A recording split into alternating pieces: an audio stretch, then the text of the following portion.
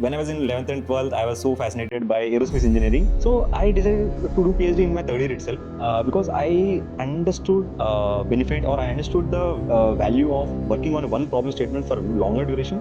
So the drones that we are seeing, we have seen, right? So these kind of drones also, these are more of a helicopter-based drones. These are not very unique. You will not see these kind of drones in any other company in India, or very few companies across the globe also. So this is Subtle 20. Basically, it can carry a 20 kg to a 10 kilometer point, and at an altitude of 4,000 to 5,000 meters, which translates to around 15,000 feet. So it can cover the areas like Ladakh, Tawang, or Galwan, Galwan, and also the Joshimed area. So if you see the design also, it's very unique design. And this system is inspired from manned helicopters. Okay. So we are the first company who are able to merge this design advantage of helicopters and operational advantage of drones. So now we are making helicopter drones, which will be the next generation kind of a thing in the drone technology. And I have one more product here. This is called Vibhram. So this is a slightly different. This is completely it's a single main rotor helicopter. You can see a one rotor and there is a tail rotor also. It actually looks like helicopter. Yeah. Right. So this is a gasoline powered. It is designed for sea level operations. It can fly for 100 kilometers, and it can fly for in 3 hours. It cruises at 60 kilometer per hour also. Okay. So then you have a lot of ranges, because in the western side of the border, where the border are more porous, you need long ranges in deserts. While it comes to the eastern side, you need shorter ranges because those are hilly terrains. So that is the difference between western and eastern terrains and how the drones are required by the armed forces, right? So this is a surveillance drone. It can carry a camera that can see 5 kilometers away from the drone. So if I'm operating over the border, I can see 5 kilometers into the border of the other side. So I can find the vehicle movement, I can identify the personal movement, and I can, and both in day and night. That's the beauty. In order to build anything new, or anything new from the scratch, first of all, we are not doing a cut copy paste model. So that kind of, I'm talking about from the 2018 days. So almost 30 to 40 crashes we have seen, and a lot of money and effort and energy has gone into it. We all come from the R&D background, so we know what R&D takes, right? But things changes after investors comes to the picture. So then you have a accountability that comes into it, right. And not everyone will share a similar mindset, because some people might think R&D doesn't involve crashes, or the moment crash happens, people might question your capabilities.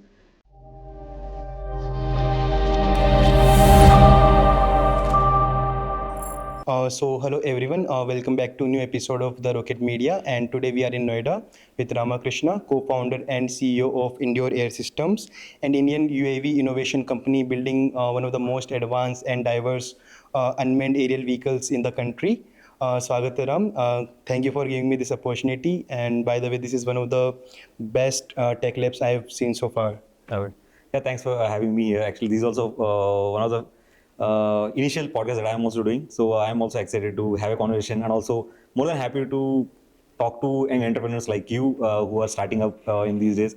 So again, me being a first entrepreneur, it's always feels good, or feels excited to talk to young entrepreneurs, what they are thinking in, and how I used to think when I was in your shoes. So that is a whole motivation for me to actually just connect with like-minded people like you guys. So today's episode is about you, not me. Yeah, I understand. Yeah. To begin the conversation, when I look at your journey, so this isn't just a startup story. Like, sounds very cool. Like, you were a researcher before, so quitting research and dropping out of PhD, and you went on to start a company. So I want to go in the beginning, like how everything happened. You were an aerospace engineer. So was that by chance or choice? Yeah, if you have to go to that, again, there is multiple parts of that question. So starting from the aerospace and the journey, I'll not take much time, but I will just cut short. Aerospace engineering was not at all random. It was purely by choice. Okay. When I was in 11th and 12th, I was so fascinated by aerospace engineering because someone has come to our school and explained about it. So it was by choice, and then I researched about what is the best college or best IIT in aerospace engineering, and unfortunately we have only 4 IITs which offers aerospace engineering, and online sources says IIT Kanpur is the best, and I just blindly trusted the online resources in 2014, and I just went to IIT Kanpur without too much of a back and forth decision making. So that is by choice. But again, after going to IIT Kanpur, that was reality has hit that placements and all in aerospace engineering is very tough, and also Indian aerospace ecosystem is not at all as matured as European or US aerospace ecosystem, where you have a lot of relevant opportunities, or whatever you're taught in the school can be replicated in the industry. That's not actually the case in Indian market, right? And from our experience also, we have seen a lot of these branches branches like aerospace engineering. They go into non-core like consulting and all. Right. So it was a tough decision to stick to it, and luckily I got associated with our air modeling club in IIT Kanpur from the very first the technique itself. So from the technique days, I just associated with Aero Modeling Club. I participated in few international competitions also. I went to US for representing IIT Kanpur in aero design competitions in second year. That was a very huge achievement for me also back then. That was my first flight to US. Flight itself, that is itself to US. So there I got more exposed to the research actually. So I was doing aero modeling for 2 years. Then I got a understanding, okay, aero modeling is not exactly research. Then I had to deep dive into how aerodynamics works, how to increase the efficiencies of the aircrafts and all. So then my second phase of my research career started, where I was more entering into academia side, not just on hobby side. So then I was starting to understand more physics behind it and starting to do more wind tunnel tests. I used to spend a lot of time in our wind tunnel test facility in IIT Kanpur also. Then I started publishing papers, and I have filed 2 patents in that in my third year and fourth year. Then eventually in my fifth year, I was like, I was prepared my mind that I will go for higher studies in US, do a PhD, because I started liking it, this academia side of it. Yeah, that is where I kind of things got again. There was God has planned something else for me. So then I got associated with my professor, Dr. Abhishek, and now my co-founder also. So he had a different idea and he had a different plan for me. While he was supportive enough to support my research career, research interest, and supporting me for the higher studies in US, but he also has another proposal for me, that why don't you become a co-founder and start a aerospace company in India. Obviously, his dream is to make an aerospace company in India, but we have to start with a startup like operating drones. Again, the major problem that we identified then also is like the way you have seen in European and US ecosystems, the academia and also the end user, armed forces, and also the industry works together in solving a research problem and try to see that getting commercialized. In India, everyone works in silos. Academia works on their own problem statements and makes some publications. End user faces its own problem, and industry also doesn't interact with academia. I think that is one of the domain जहाँ पे कि research का commercialization करना India में उतना होता नहीं. Like we have a lot of good IPs and उसको एक product में बनाना. Exactly. I think we are lacking somewhere there. Like then उसके बाद, like you mentioned a lot of things in your third and fourth year, you filed some patents. And so why PhD? Like when did you decided for PhD? So I decided to do PhD in my third year itself because I understood the benefit, or I understood the value of working on one problem statement for longer duration, so that you actually solve it. Like any significant problem that has to be solved can't be solved over a semester or over a year. I felt okay, having then I was working on more on increasing the efficiency for air taxis. That was the work that I was deep diving in my master's also. I kind of did a lot of work on that. So I want to go further into it. I already saw that air taxis are going to the future, and there is a lot of efficiency engineering that will go into it. So I thought, okay, let me gain my expertise into it, because that is going to the future. So I want to be relevant in the future. So that was the idea. I want to go for a PhD. But again, we thought Indian ecosystem, and again, by then also I was working with few DRDO labs as a part of IIT Kanpur research group also. So I was getting exposed to this customer angle, a bit defense angle. I was going for some trials as an IIT Kanpur, representing IIT Kanpur also, because whatever we are developing at IIT Kanpur, we used to test in Pokhran, we used to test in Ladakh. So the armed forces are already trying to interact with us. So then we saw there is a potential in commercializing this technology at this stage itself, because although my future was, or my plans was to go for air taxis and all, but the IP that, or the technology that we are already working at the scale systems itself has a huge potential. So that is one of the reason kind of motivated me and my co-founders to start this venture. And obviously we are all coming from academic background, so we want to understand product development, how it works. Working on a prototype is different from working on a product. So that is a challenge that we have taken, and so one more motivation factor for us is to work on helicopter-based drones. So the drones that we are seeing, we have seen, right? So these kind of drones also, these are more of a helicopter-based drones. These are Okay. not very unique. You will not see these kind of drones in any other company in India or very few companies across the globe also. The helicopter drones where we feel where we know the efficiency is much higher, almost twice the normal drones. So this all, and we got some initial validation from the end users also. And with that confidence, we just thought, okay, we'll figure out whatever the other non-technical things in terms of growing a business, in terms of raising capital for it, and in terms of growing a team around it, and building a product that can be used by armed forces.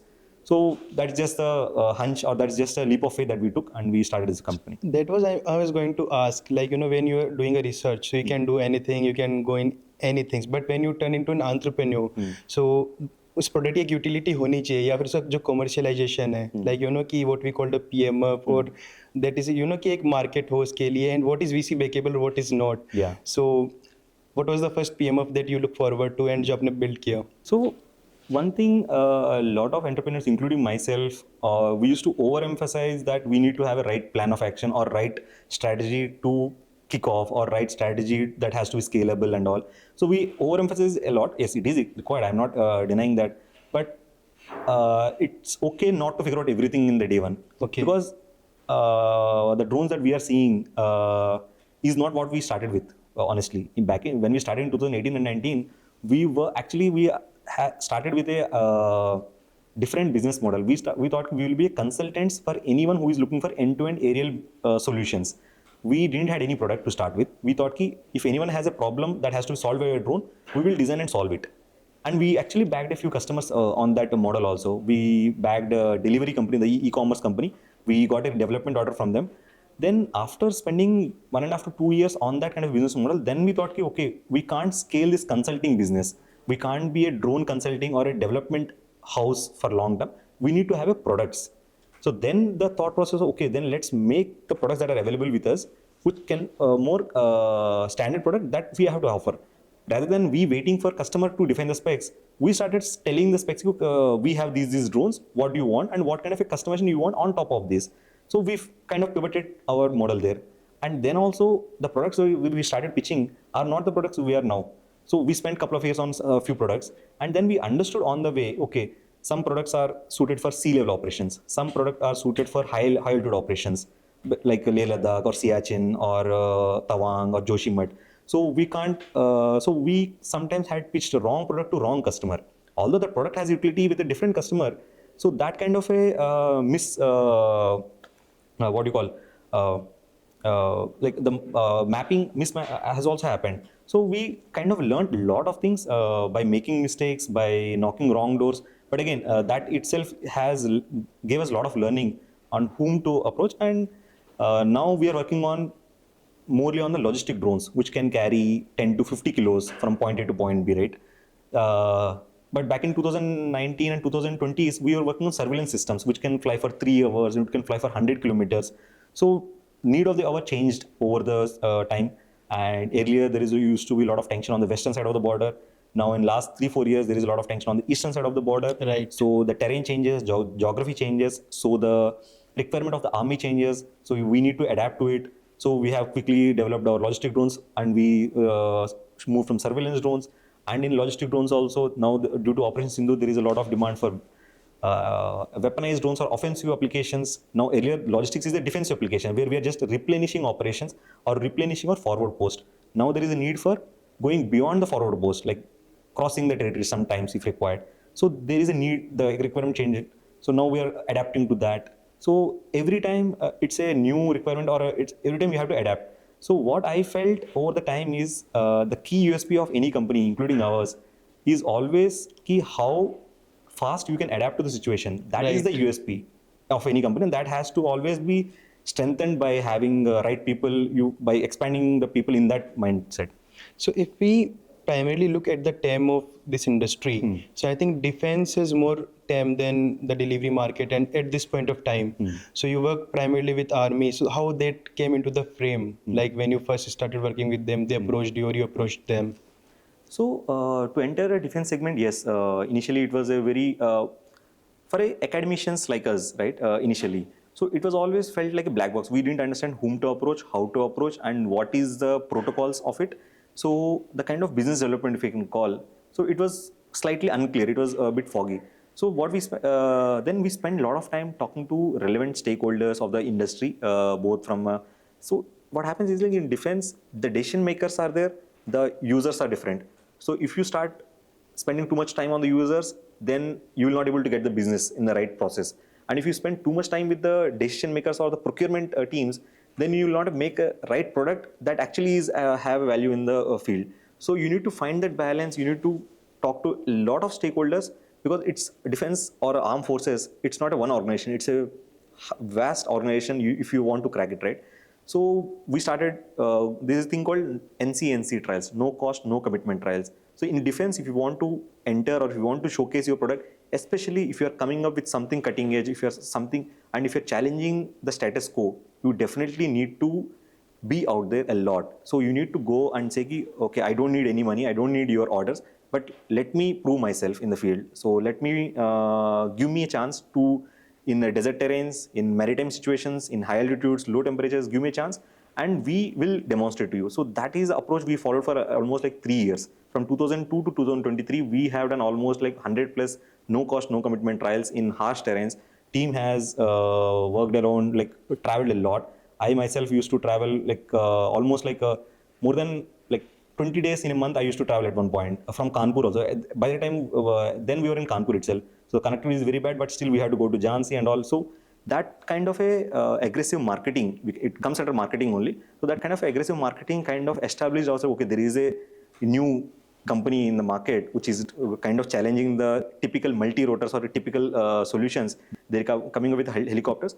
And obviously, yes, we face some challenges, we face some technical failures in the beginning, but that's the process. So at least we didn't give up, and after crash, we used to come back and we used to resolve it. Again, we used to go back. So whatever the problem we faced last time, again, we solved it, now give us one more chance.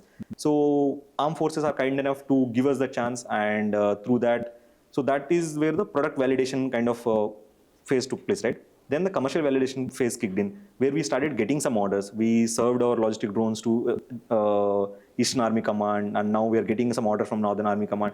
So now we started delivering this. So now they're using their products? Yes. Yeah. Okay. So we already have delivered our 20 kg logistic drones to Army, and now we are further customizing it. Now after 20 kg, now we are almost finishing our 50 kg logistic drone development also. 50 kg gives a lot of advantage for the armed forces to replenish the forward post. Actually, hota kya hai? The forward post gets cut off from the base camps in the peak winters because of the heavy snowfall. And the treks they use that are being used by potent ponies to send this ration, to send these kerosene cans, to run the DGs, and also the medicines that are required. So those are not able to be sent properly. So due to that, they have to use manned helicopters. And the weathers are so harsh, the manned helicopters also face a lot of problems. That is where these unmanned systems kind of eliminates the human risk when it comes to manned pilots.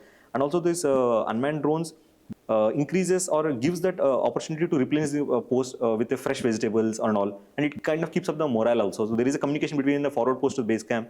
Right now, some of these camps are cut off for 6 to 8 months. Like we can't imagine like 6 to 8 months we are in some kind of a snow-filled tower. So that can't be, right? Okay, great. So for the layman understanding, if you can simply tell us about the machines that are that are at your back. So the products that we have here, like first I'll start with this one. So this is Subtle 20.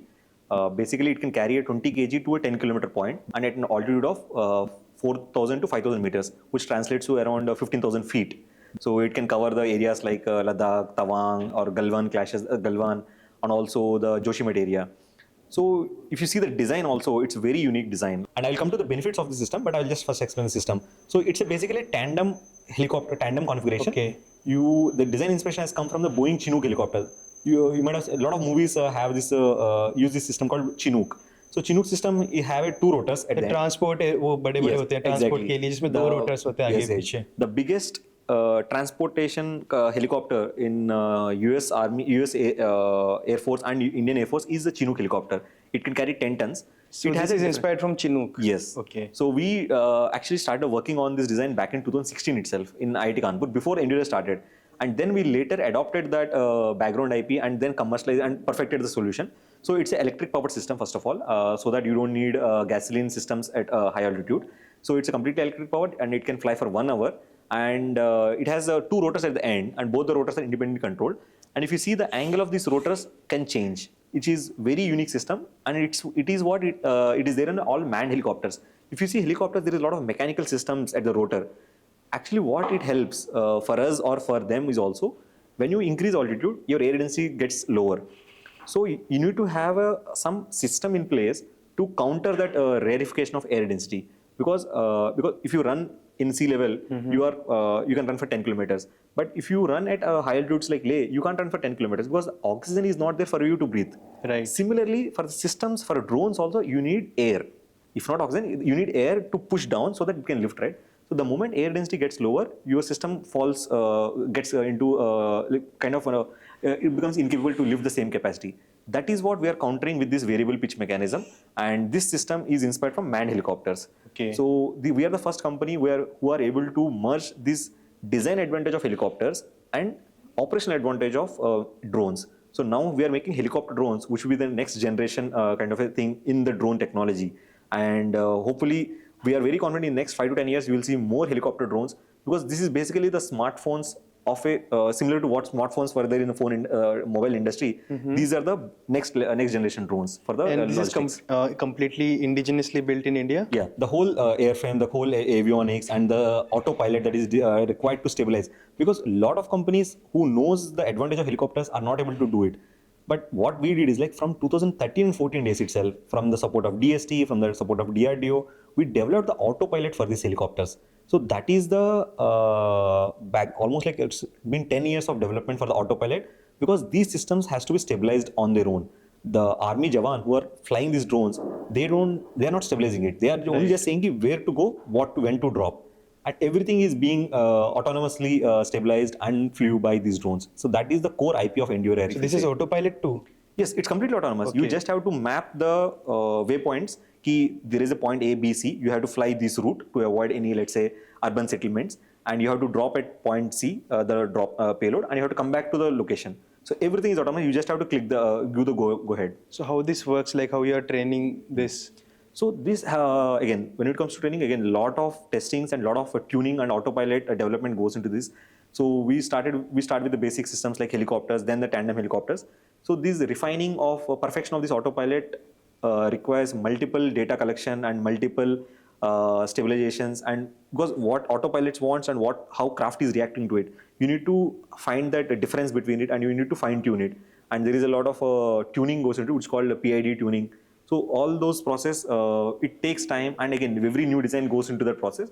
Every new design takes almost 6 to 9 months of this kind of a tuning, the data collection and perfection, because it's not only just taking off. You need to have different speeds, you need to halt, you need to brake, because these drones have to accelerate and brake, decelerate also. You need to perfect every time. So this is the kind of a learning that goes, and that's completely goes into by the software team here. Damn, how much time it took you to make this? So this product, from the initial development and finally to deliver to the armed forces, we started working on it from 2022, and we delivered the first batch of these drones in 2024.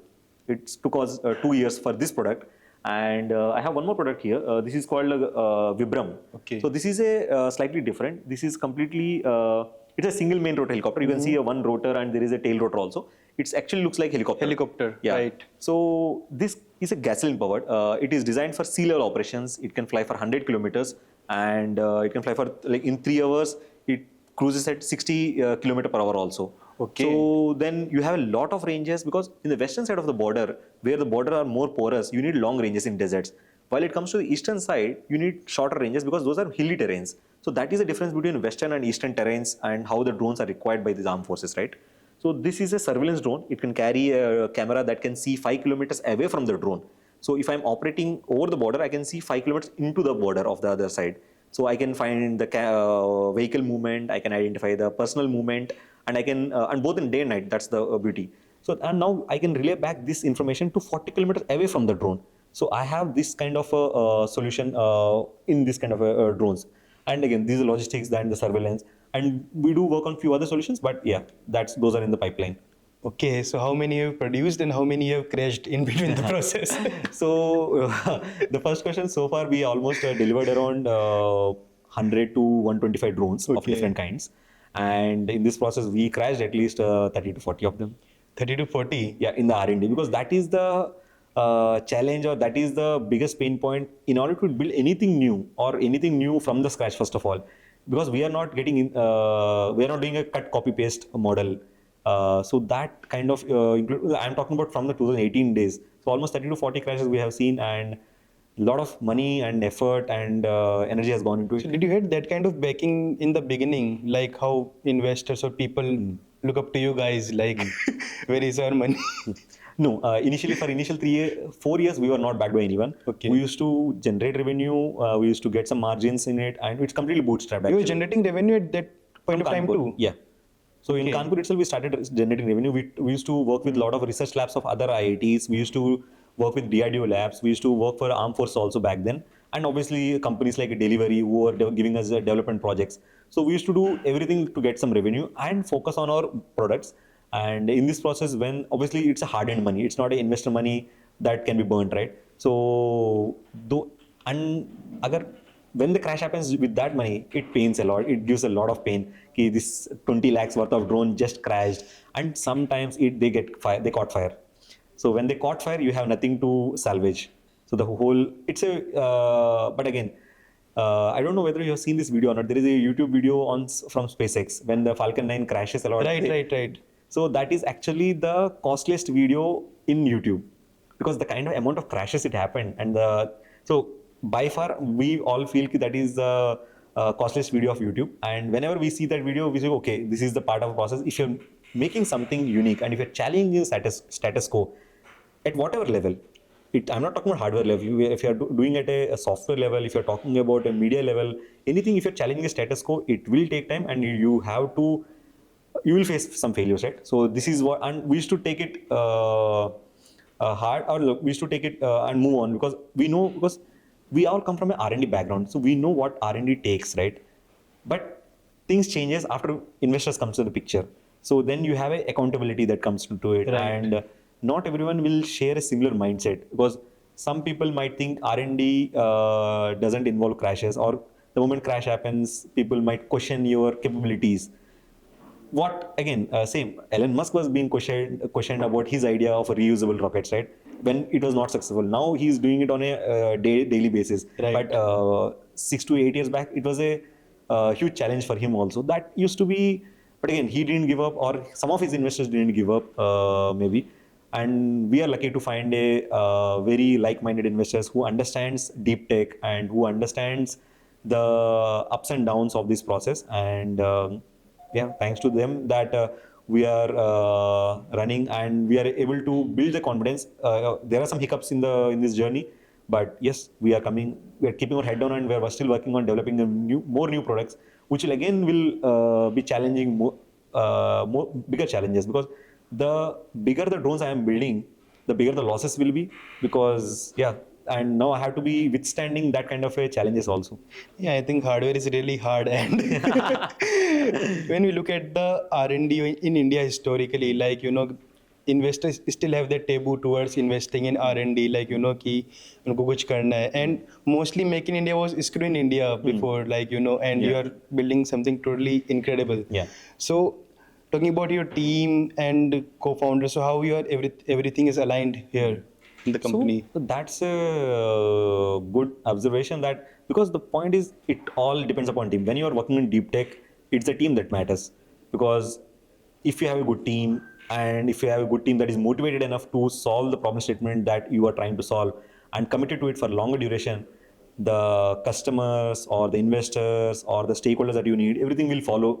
So on that, we are very much lucky enough to be associated with IIT Kanpur, first of all. And because what happens is like the talent that is being groomed at IIT Kanpur in multiple domains, mechanical domain, electronics, embedded software, or control softwares. So all these top talent which are groomed by the professors of IIT Kanpur, being again incubated there, being associated at a very different level. We are not just incubated at IIT Kanpur, because we are coming out of IIT Kanpur. we work with a lot of professors there. So it's much beyond incubation for us with IIT Kanpur. Even professor is your co-founder. I think I haven't seen it before in India. In US, it's common, like professors can become your co-founders, but in India. Yeah. So if you can speak about that. So that is a very funny not funny, but it's a very unique thing.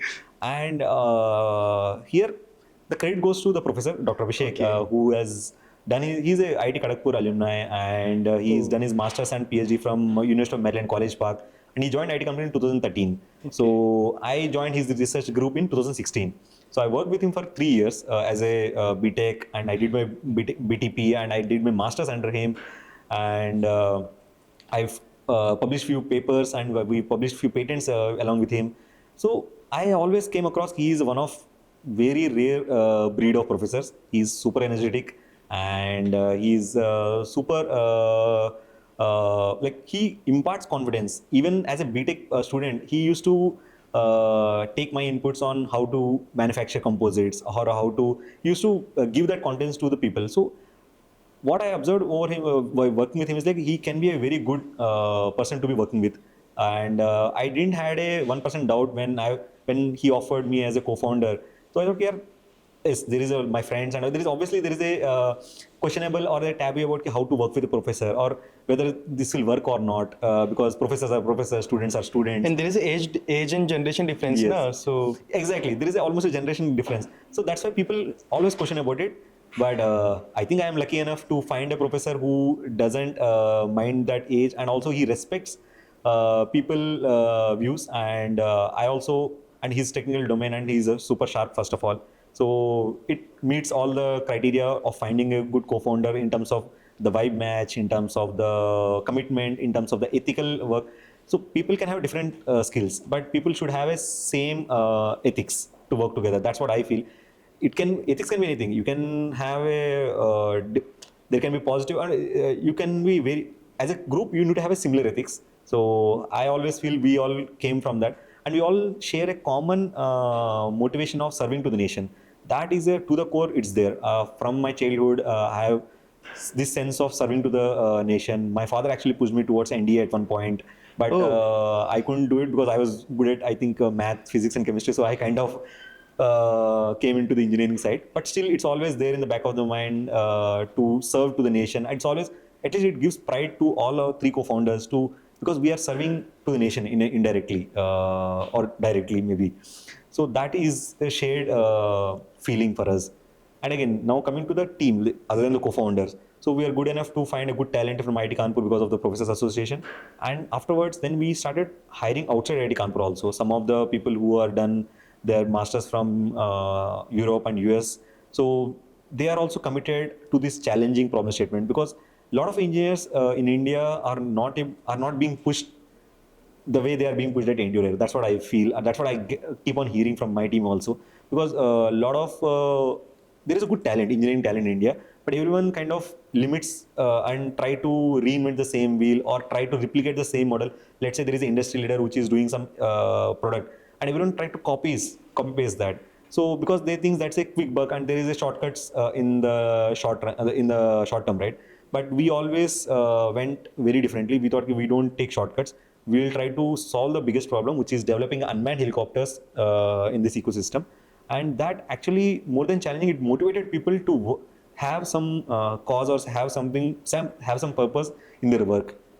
So that kind of bonded us together. There are a team which has joined us in 2020, when we are almost paying like 25 to 30% of their market standards. They're getting offers from our competitors of almost thrice what we're paying, and they're still sitting in Kanpur and working in EndureAir. So how did you convince them? Like, what is there for them? So I think what I feel, again, that's I'm not able to, I'm not the right person to comment on it, but what I feel is like, one, obviously the work was very exciting and challenging for them, and they're learning, and including myself, like I learned a lot in last 7 years. So the same learning curve is there with all of my senior engineers, or the second layer and third layer of engineering team.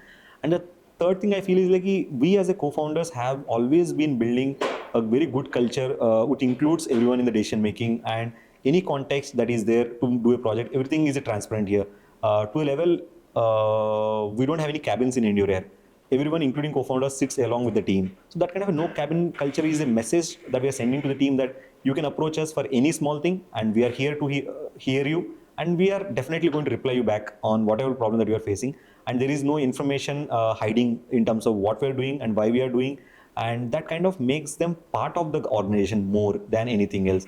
And even some of the employees who had to depart or who had to part ways with us for any other reason, they always feel that again, they always enjoy this kind of work culture. And I always have this kind of a thought process. Any policy that I want to make, or any decision that I want to make when it comes to the team, I used to just think on one direction.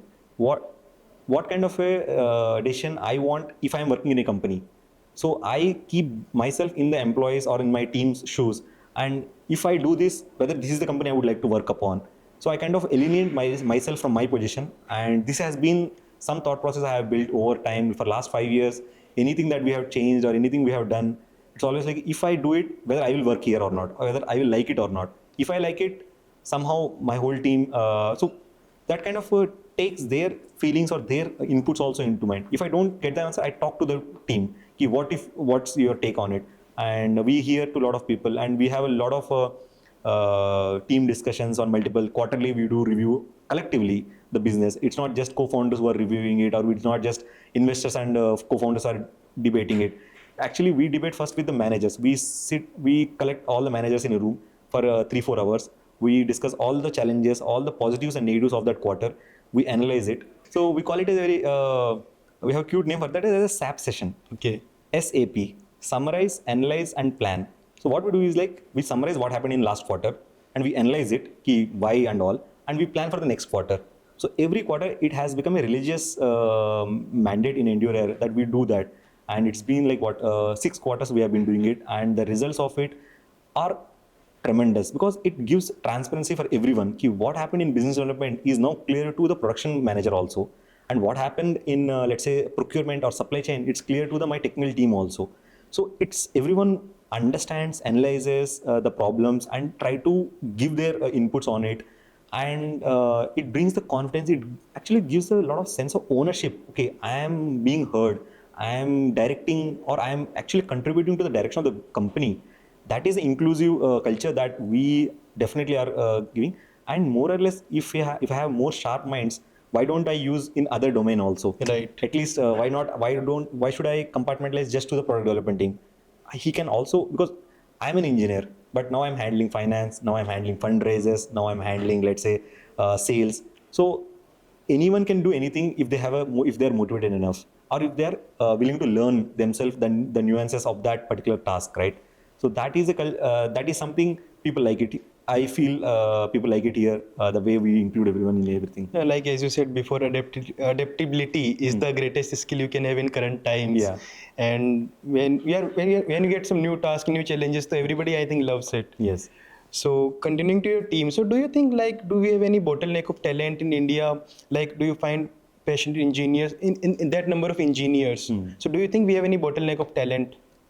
What I felt or what I have been sensing is the kind of hardware system engineers. We have a lot of designers, no doubt in that. There is a good talent amount of engineers.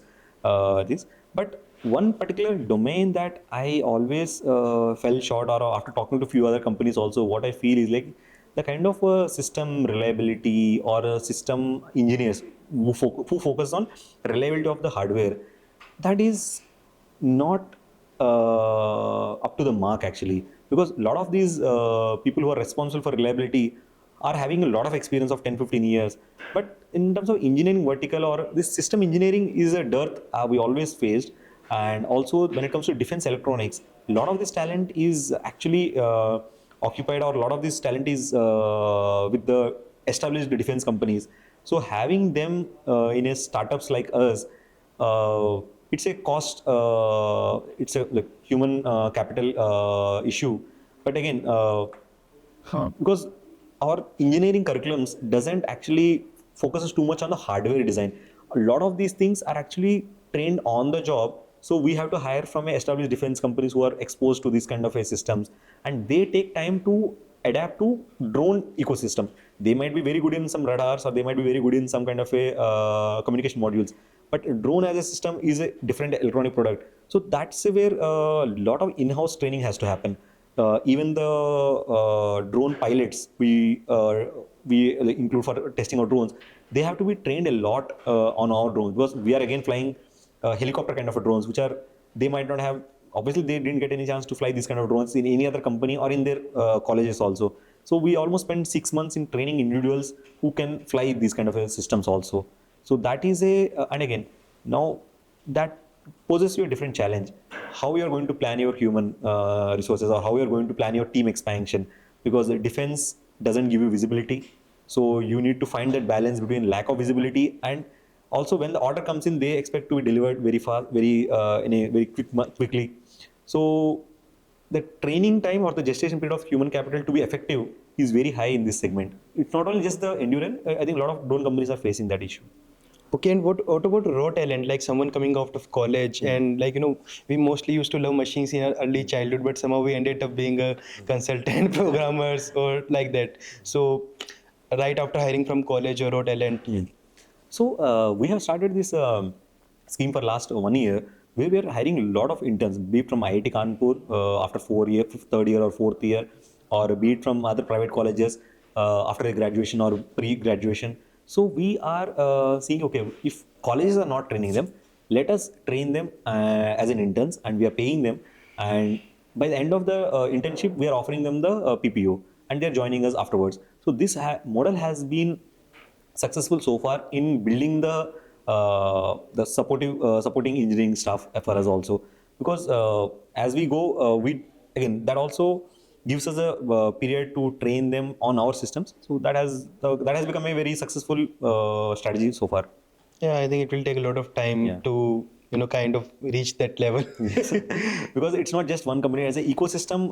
So this talent has to be built, and people who are in colleges, again, like you said, they are distracted with a lot of commercials here and there, and especially because people are sometimes biased towards a bigger package in the first year, but in the long run, if they stick to what they have been trained or what they passionate about, in the long run it will pay off. Like, that's my take. Even myself also, I was giving interviews for PwC, Octus, and Goldman Sachs, like all these companies in my BTech, because I have a both research profile, and I also have a what do you call this management profile also, because I was working in some festivals and all. You're in Tekriti, head Tekriti. So that, because of that, I used to get very diverse interview selections, shortlists. But I was very clear that I will not take any job, because either I will go for a PhD, either I will. I thought taking a job itself will motivate me to go, make me feel that's an alternative for me. I don't want to keep an alternative, so I didn't take the job also. So that's where I started this venture with no short-term output on it, because we obviously for the initial 3-4 years when we are in IIT Kanpur, we are struggling a lot to pay our employees also to the market level. So obviously we can't pay ourselves. So we used to live very frugally and all. So now, now the return is we are now loving what we have built in last 7 years. Yeah, I think as an ecosystem we need to evolve. So talking about your peers and as the thing, so if you can talk about what are the challenges that you are facing as an ecosystem to growing in India to make a drone company? So the major challenge that in a drone ecosystem is two things. One is the lack of clarity on the regulations when it comes to the civilian side. So if you want to fly beyond visual line of sight, where you have to send the drone beyond, let's say, 500 meters or 600, beyond 2 kilometers to deliver something or to do some kind of a inspection, you don't have the proper regulations as of now. Okay. That is one thing. And the second thing, challenge is when it comes to defense side also. Defense, again, it's not a challenge. It's the defense procurement at every stage is very lumpy. When order comes, they comes in a very big volume, and there can be a lot of several months there is no orders. So and it's not like every month you are going to get some kind of a steady revenue, right? And also the visibility, when the order going to come, because there will be a lot of, there's a hierarchy. The procedures of defense procurement is so cumbersome that it takes time to clear all the stages, all the paperwork has to be done in order to issue PO. So it's almost for a small contract like 7 to 8 crores also when it comes to defense, it takes almost 9 to 12 months to from a date of tender to the issuing of a PO.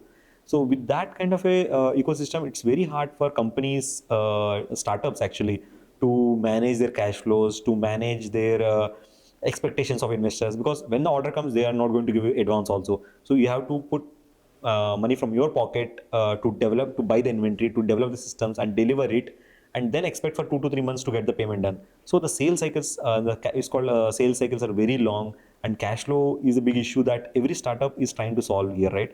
So that's where recently the new VCs or the VCs are starting to have that kind of a approach that they were trying to normalize this. But again, it is going to take some time where the mainstream VCs or tier 1 VCs we call, so they will adopt this as a separate, because they are more used to the SaaS, or they are more used to the e-commerce sales cycles where they're just it's very quick, right? But here it's a 6 to 8 months of sales cycle, like it's very long. So how do you allocate your funds in R&D, in a production, and rest of the things? Also, like talking about the government, so how they are aligning you with a national interest, or the kind of support you are getting from the government? So you can briefly talk about both the things. So the thing is like government or the armed forces are being very clear on the problem statements. They want industry to be solved for next 3 to 4 years or 5 years also. Through there is a lot of platforms like IDEX, there is a ADB, Army Design Bureau, and there are a lot of several organizations which kind of connects the industry or startups to the end users requirements. So that kind of gives us the clarity, and also they also give us their requirements 4 to 5 years down the line. What is that they are going to plan to procure?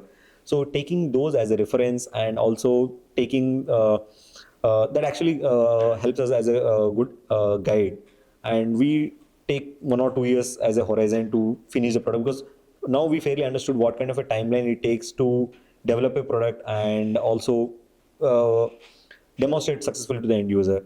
And that's where we have to be very clear on that key, what is the business that we are getting, and how much of revenue we are generating from it, and how much of R&D that we have to park. So if you are not able to generate a lot of business on existing products, obviously it will be very hard for you as a co-founder to justify to all the stakeholders, I'm getting a 2 CR revenue, but I can't invest 2 CR in R&D also. So you need to find that balance, and as you grow big, you can justify it better.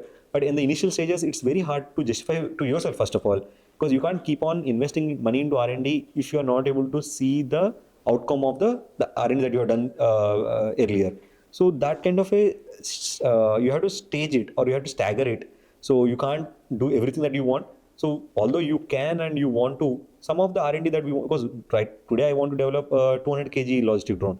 I have the know-how, my team is capable of it, but that doesn't mean I will right away start on it. So I need to first commercially prove that my 20 kg logistic drone is getting me business, and I have to prove myself.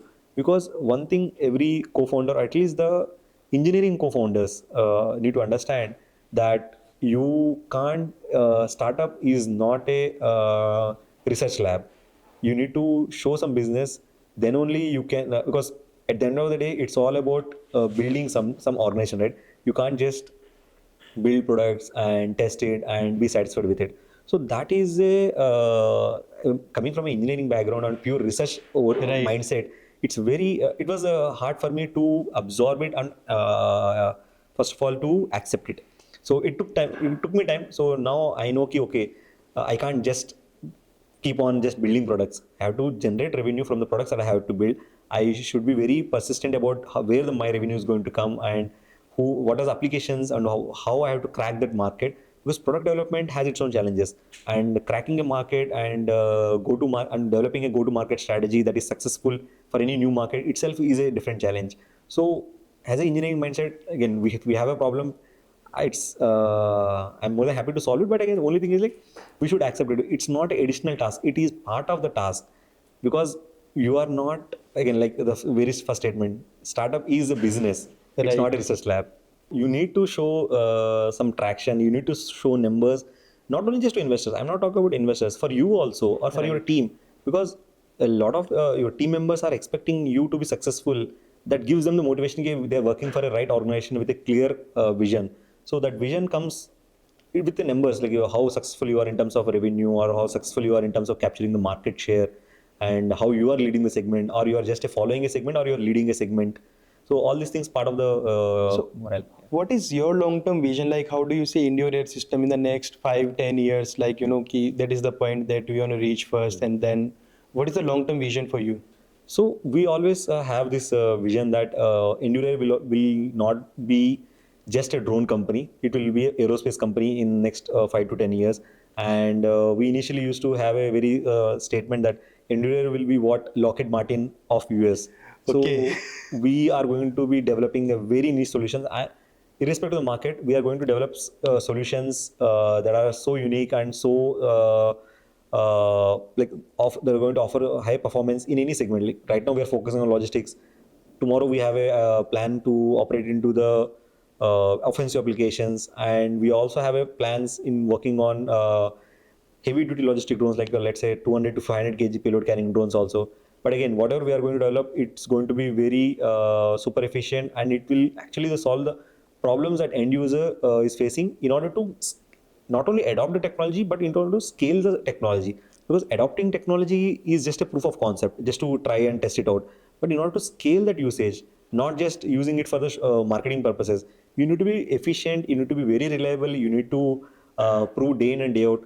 That is where, and also unit economics, like cost of operating per kilometer or per kg, has to be making sense for the end user. Then only you will expect scale.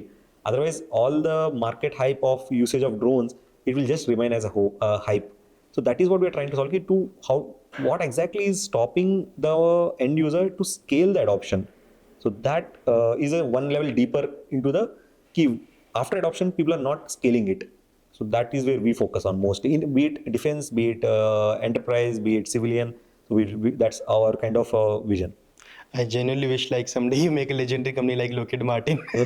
So Yeah. talking about you, like if you just remove everything, media and everything, so what drives you on day-to-day basis, like to keep going and building machines and everything? So what keeps me driving is I need to learn something new Okay. on a regular basis. So that is something very not from now, like from my college days also. Like I kind of drive on learnings, because as a student I learned aero modeling first, then I started learning how to work in academia. When I tell academia, like how to work on research problems and what is the methods that they are. And also when it comes to EndureAir also, there is a huge learnings. Like I started as a product designer, right? Right. Then I started understanding the business side of it, how to sell and whom to talk and how to talk to defense customers, because defense people are coming from services. Talking services is a big thing. And then I started understanding how to raise funds and how to utilize funds, how to grow team, how to keep team motivated. So those things, these learnings are is what actually keeps me going. And I think it's the same for every entrepreneur. Every entrepreneur actually drives on till the time they're learning something new every now and then. And the moment every entrepreneur feels like he's not learning, I think he will replace himself in that position with someone else. And then he moves on to a bigger problem or a different problem of that organization. So the same thing, like if I am doing something, and if I done it and I have understood the whole thing, then I replace myself in that position on that department with someone else who can continue that operation. So the automating some things and moving on to the next set of problems. And believe me, in startup, the set of problems never ends. You will always find some new set of problems to be solved, and that always requires you to learn something new. And that will keep on continuing. On the ending note, like if you can share advice or for the people who want to start up in this space, like key they should know key what is there for them, and how they can start and begin in this domain. Here, I'm not good with a lot of advices, but Okay. one thing I have understood, or one thing I kind of tell to juniors who approach me if they're trying to start up. So I kind of I try to calm them first of all. Don't take too much pressure on what is if you want to do a startup, you can do it. That's not a problem. But don't emphasize too much on the clear market, clear things. Don't go for perfection at the day one, because once you get your boots on the ground, you will figure out a lot of things. The initial assumption might completely change, or that's okay. But you have to keep on going. That's what one of the things that we were discussing earlier also. There is the emphasis on the complete business plan on day one is not required. You can focus. You have to be patient enough. You need to have super patient, because you are going to face a lot of difficulties and a lot of roadblocks with multiple people, be it team expansion, be it product market fit, be it with customers, be it with investors. So if you are a person who can keep on going, even having a failures on a daily basis, even the minor failures or failures in some segments, if you can keep on going, or if you have a mechanism to pull yourself or to out of it, then you can eventually you will become successful in this entrepreneurship. And the learnings that comes on it, again, people worry about the worst case scenario in a startup. What if everything fails? That is also again a wrong thing to see things. The worst case of the startup is also not a worst case. You are going to learn so much that no one else could have done it in that particular segment, right? If it works, if it is basically comparing it with working in any company. So the worst case is not a worst case. So people understand it over the time. Once they start getting into the event, like I myself, like when people were asking me, what if it fails and why are you starting up and all, like I was like, okay, no issues. Like I'm going to learn something, and that will help me in the long run. So don't focus too much on the worst case. Just go with the what it's coming to your intuition, and eventually you will become successful. People mostly think about that opportunity cost, Yeah. but it's not there in the case of startups. You learn something at the end of the day. Yeah. Okay, great. Thank you so much for giving me this opportunity. I really had a great time and learning new things from you. And I hope we will do it again someday. Yeah. Thank you so much. Yeah. Like Great. more than Thank you happy. so much. Yeah.